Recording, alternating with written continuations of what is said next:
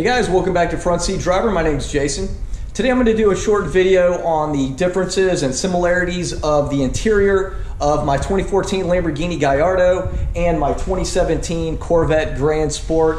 And I'm also going to include a little bit of what we did on a couple of days ago. One of my friends, Chad, came in. He's in the military and he was driving through, hitting a couple of different locations, and he decided he would come by here, hang out for a little bit. We did a quick impromptu photo shoot at the entrance of my neighborhood, so I'm going to include some of those pictures. I think it turned out really good. We had a lot of fun. We got to hang out for a couple days, so that was cool. But anyway, so I hope everybody enjoys this video, and anyway, thanks so much for watching. So as you can see, the weather today did not turn out that well, much like most of the weekends lately have either been really windy or really rainy. And we were going to go to Cars and Cantina today at Lava Cantina. However, the weather did not allow for that. And so I'm doing a quick video, obviously, on the similarities of the Lamborghini and the Corvette and the differences.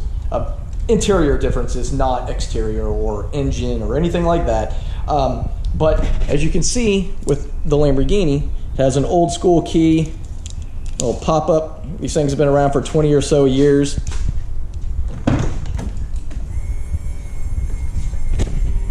So to start this, it's just like any old school car. You put your key in the ignition and turn it. The little Lamborghini bull pops up, little Lamborghini emblem, which I absolutely love. And it'll have a green OK, let you know it's good to go to start it. And so anyway, starting this car is much like starting an old school car. I'm not a huge fan. I wish it had the push start, so it does not also have so it also doesn't have a remote start or anything like that. It is strictly a key ignition. So this is the Corvette key fob. I don't know if you can see that. I'm not sure how well it comes up, but it does have the remote start with it. You just lock it, and then you press this button down for a couple seconds. It'll start. And I've got my HPO Horsepower Obsessed key tag on here. Go check out Justin at Horsepower Obsessed if you haven't already. And with this, to me, this is much more modern in the sense of you just hit your little engine start stop button and it starts the car. I definitely prefer the push start. I mean, I've had push start since 2011, so I'm not sure why the Lamborghini still has the key start, but for whatever reason they do. So on this one, I like it because it has your Corvette logo. So that's another similarity. You have the Corvette logo on here, and on the other one you have the Lamborghini logo, so those are pretty similar. So another big difference in the Lamborghini is that the steering column, the steering wheel has virtually nothing on it. You have your horn, and that's about it. You do have a nice cool Lamborghini logo here, but other than that, there's nothing on the steering wheel, nothing for your Bluetooth, nothing for the radio to turn it up or down, to change songs. It's extremely basic and just not a lot of options to it. And at first I didn't like it, but now that I've driven the car enough, I've gotten used to it, and actually, it doesn't bother me at all. Honestly, I don't listen to the radio in the car hardly at all anyway. I actually rather hear the car than music. It's more peaceful to me. One thing I really like is the steering wheel on here. It's nice and bolstered right here on the side where I hold onto the steering wheel. It's just a thicker steering wheel, and it's all leather. Whereas the other one's Alcantara, so we'll take a look at that. But I actually really do like the steering wheel on this car. So that's one other difference, is that there's just really, it's so basic. It's like a 1985 model to me in the steering wheel. So here we are back in the Corvette, and as you can see, this steering wheel is much more technologically advanced than the Lamborghini is, or at least they decided to put it more technologically advanced, because you have how you answer your phone right here. To make a phone call, you press here. To scroll through your menu on the dash right here. And you can skip your songs, raise your volume, lower it. So you have everything at your fingertips, whereas with the Lamborghini you do not. You have to reach out and get the to change that information somewhere else. So I actually do like this. I have gotten used to the Lamborghini the way it is, but it's definitely much more convenient to have it all at your fingertips. Now, I do like the steering wheel. It's got a little bit of bolstering here. And I like the Alcantara look on the steering wheel. I know it's lighter than leather. Maybe this is microfiber suede. It may not be actual Alcantara, but I actually really like it. I just do still prefer I feel like it's a little bit thicker on the Lamborghini and just a little bit better grip for driving. Now back in the Lamborghini, one thing that I wish it had more of, I don't have any carbon fiber, nothing, at least not exposed carbon fiber in here. It's mostly just, you know, plastic.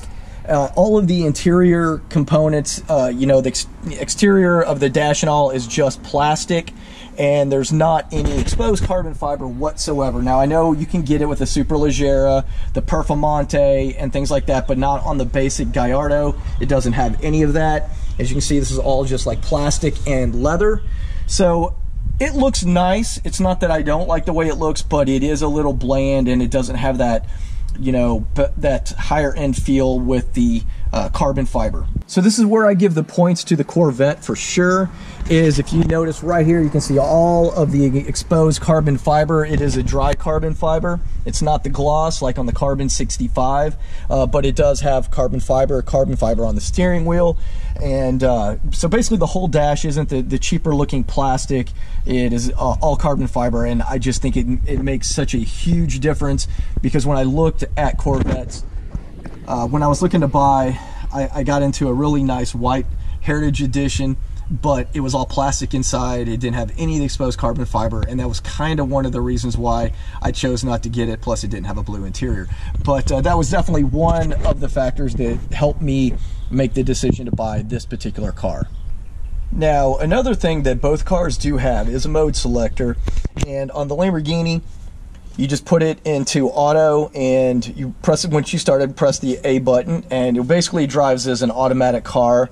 I don't recommend it. It's not, being that this car is a single clutch, it's not very good for the clutch to be driven in auto.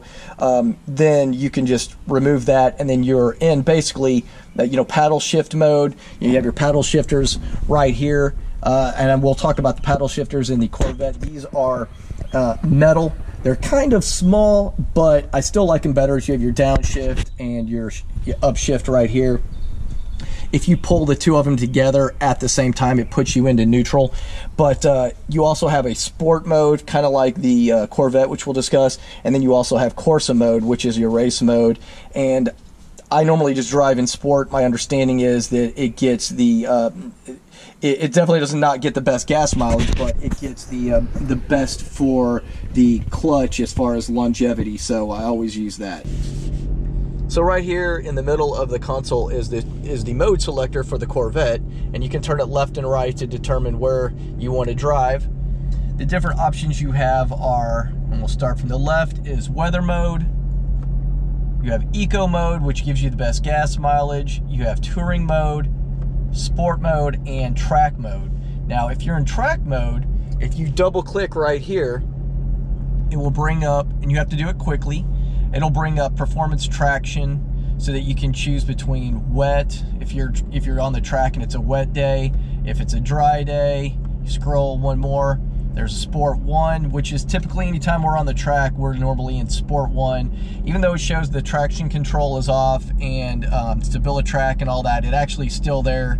I don't know why it has the slash through it, but it is still there. Let's go back to that again. Turn it off.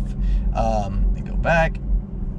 If you wait too long, it'll shut itself off. But anyway, normally on the track we do Sport 1. There's a Sport 2, a race, and then there's the race mode, which means basically everything will be off. All of the handling, the active handling will be off.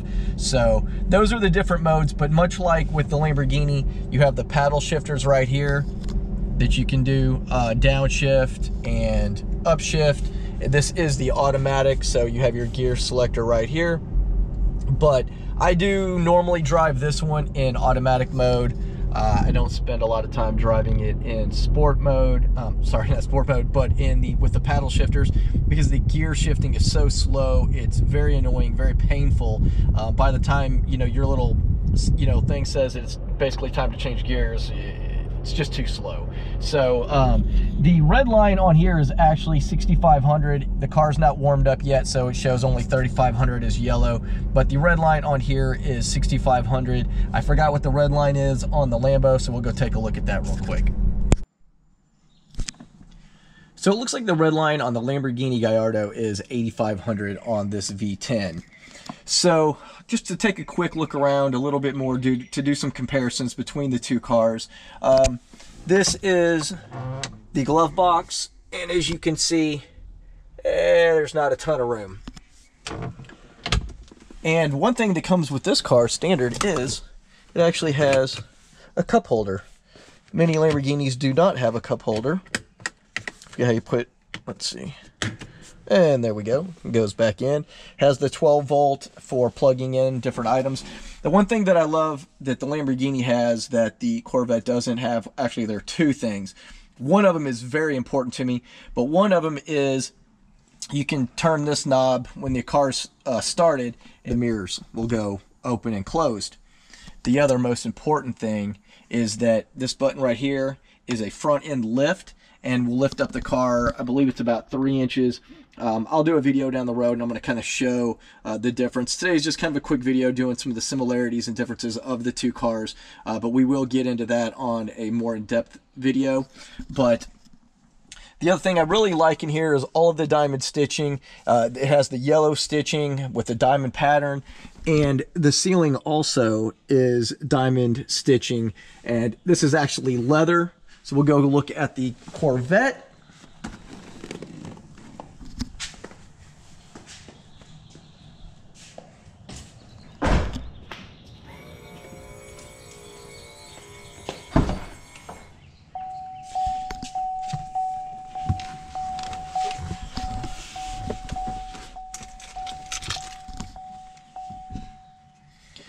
So inside the Corvette, it also has the diamond stitch pattern ceiling with blue stitching to match the interior.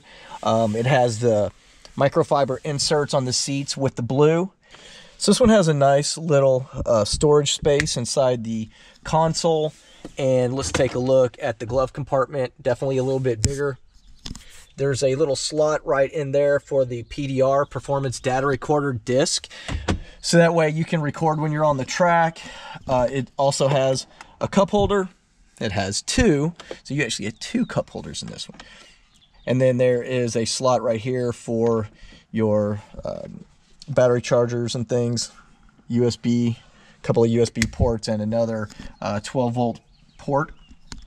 But like I said, this one also has the diamond stitch pattern. This is microfiber suede, Alcantara, whatever, all along the top, the A pillars. The B pillars all in the back, that is all the microfiber suede. So those are some of the comparisons between these two cars. Honestly, I still like the Lamborghini better. However, I really like the blue interior on this car, which is the whole reason why I bought this particular model in the first place. I really wanted that microfiber. I really wanted the blue interior. It was a huge selling point for me. I did look at some other ones, but that's going to basically do it. If you guys have any questions, just let me know. I'm going to be doing a lot more videos with these two cars, doing more comparisons. I was hoping to do some other stuff today, but since the weather didn't turn out very well, I decided to just do something like this, because I know a lot of people have kind of, asked about, the difference between the two, especially when I post pictures. But anyway, that's going to do it. I hope everybody has a great day. If you've made it this far and you like both these cars, please consider subscribing, hitting that notification bell, and please feel free to share this video. It would really help my channel. But anyway, again, thanks for watching. Have a great day.